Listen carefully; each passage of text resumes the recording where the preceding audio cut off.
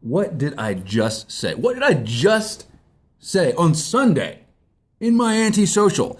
I said, could we please go a week without a mass shooting? Just a week. So do I have to amend this? Can we go a day without a mass? Can I get an hour? Can I get an hour where there's not a mass shooting or like a septuple homicide in Tennessee? Like, right, there's a mass shooting like 2 hours that way and a freaking grisly 7 body count murder 2 hours that way. Can I just get a minute? Can I get like, could you guys, so apparently I made this request on Sunday.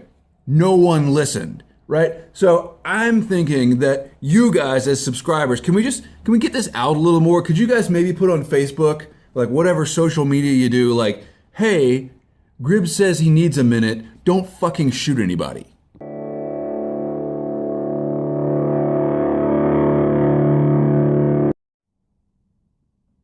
Smoking Northwoods in a second legend. Drinking a little bit of coffee to celebrate the fact that my tongue has healed. I still got to make that video for you guys. Got to have the random misadventure that showed how I got my grievous tongue wound. But man, I got like 20 minutes to sit down, enjoy a pipe and some coffee. God, so pissed off. I'm so pissed off that apparently we can't get our heads around the idea that maybe we shouldn't just walk into public and start shooting people. All right, okay. All right, let me take a break here. What's happening, of course, is that these are events that happen. We have billions of people on the planet. Statistical noise is going to introduce mass shootings. Then the media has to make us afraid because we keep looking at things that we're afraid of, right? If you woke up and there's like a giant black slobbering German shepherd like in your bedroom growling at you, you wouldn't look away until that problem was gone, right?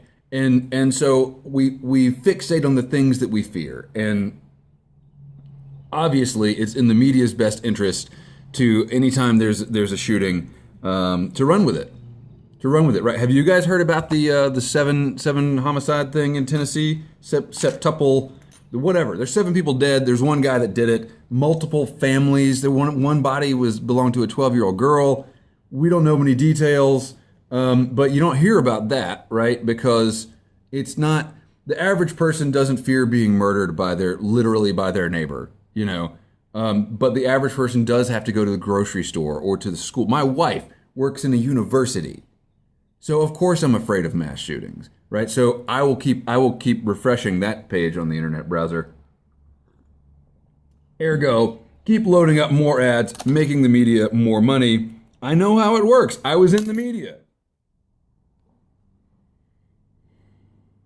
But it is terrifying. How do you look away from that?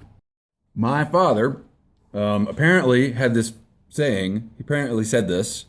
I'm told. I never heard him say it. My mom says, like your father always used to say.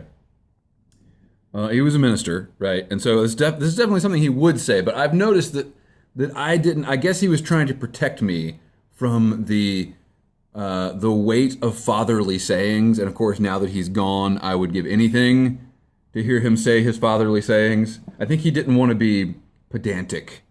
Anyway, the saying is that God is not the author of fear. And I think that's true. I think that's true, and I think that idea could be really helpful to us right now. Because we all have this fear, and we all have solutions, right? We're all dudes here. Like, our thing is to solve things, right? That's what we do. And in fact, here's the comment from Sam that I got. I was going to address this on Sunday, but since we're talking about it, I just keep marveling at the fact, and this is Sam, I just keep marveling at the fact that we Americans seem to celebrate bravery, bravado, machismo, etc., but have absolutely no balls when it comes to tackling a very solvable problem that removes over 30,000 souls just from the USA every fucking year. Tell me it's as reasonable as asking people not to murder. It's time to start acting like responsible human beings, I think. Actually, I insist. Oh, okay, well, because you insist. Yeah, well then absolutely, I'm sure everyone will be responsible. Sam, this is not a solvable problem. And you're falling into the trap here of thinking there's some sort of political solution to this. Like, if we just ban guns, we won't have any more shootings. That's not how it works. It's never worked that way in history, ever. Prohibition doesn't work. well, we ban the manufacture and sale, and then there's no more guns. We're not adding to the problem. If you find yourself in a hole, stop digging. Except guns are very durable. I talked about this last week, and this is what brought this comment up. In 1,000 years, you would still have workable firearms, even if they magically stopped being manufactured today. What do you do about that? It's just the reality. People are armed. And if you get rid of firearms, look at Sri Lanka. The point is guns aren't the problem. The point is that evil people are the problem. So why is it that we're so damn evil? And that's the question, literally. Why are we so evil? You and I are part of this too. It's like, I have a friend, and one day I was like, she called me up and I was in a traffic jam. And she was like, what are you doing? I said, I'm sitting in traffic. She said, you're not sitting in traffic, you are traffic. You're being traffic. To the person sitting in the car behind you, you are the traffic jam. So we're in this society, right? Why is Nicholas Cruz, Klebold and Harris, why are these people so evil?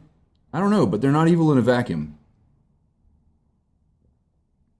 When you lose any moral grounding in your society, people are going to get hurt, and then hurting people hurt people. I don't know. I don't, nobody wants to give any sort of sympathy to mass shooters, and I'm certainly not going to do that. But something makes people do this. Maybe it's not a unified cause. Maybe people do it for different reasons. But I don't think that's the case. I think there is a unified cause, and I think that it's the one that we want so desperately not to have to face, which is that society has no moral grounding and hasn't for a while. And now we're starting to deal with that. It's a breakdown of empathy that causes someone to be able to kill another person, period. That's the end of that sentence. It's a breakdown in empathy. It's something that allows them to say, whether it's because they went to high school and they were bullied and they're in such pain over that, or because they are a crazy religious zealot, or they're just a crazy person in a third world country whose family got obliterated by a bomb manufactured over here or something like that. Like, whatever the reason, they've gotten to a point where they can shut down the human instinct for empathy and murder a bunch of people. We are pushing them to that point. Maybe they're extra sensitive, and I'm not taking the blame away from the person that does it, but something makes them do it. I refuse to believe that people are just born wanting to shoot up a school. I think that if my own experience in school was any indication, that you're born and you're taught moral stuff, and then you get in school and you're like, wait a minute, no one here cares about me. No one here cares about what is right. This is all a sham. And then, I guess I'm one of the, I'm one of the mentally healthy people because I didn't shoot up the school, right? But I think I had the same realization that Klebold and Harris had of like, oh, this is all just bullshit. What's a society that's got less bullshit? I don't know.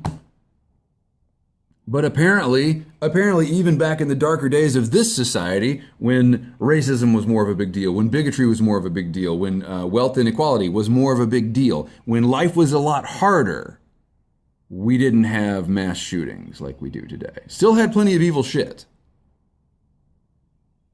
But this phenomenon that we live with today wasn't around in the 60s, the 70s. There was the, Texas A&M thing. There was the Starkweather murder spree. There were serial killers. That was the thing in the 70s. But for whatever reason, this is now our self-destructive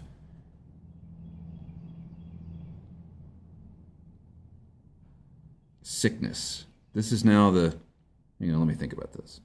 Like, we all know individuals that have self-destructive behavior. Heroin, cocaine, whatever. Gambling, I don't know.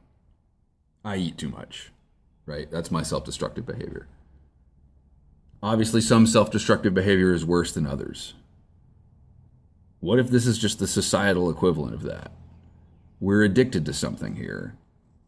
What is it? Why can't we stop it? At the very least, we're certainly addicted to the adrenaline rush of reading about the newest mass shooting.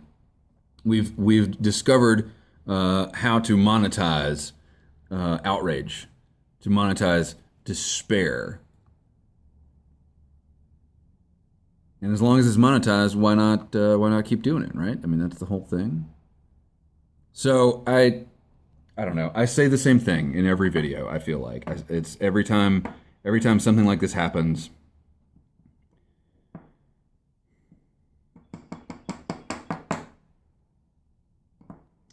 But now I got to go pick up my kid from his private preschool that we're only able to afford because someone in our past worked a lot harder than I want to work to make a lot more money than I've ever been interested in making. And we use that amazing wealth set aside by our ancestors to send our kid to a private school because he's less likely to get shot there.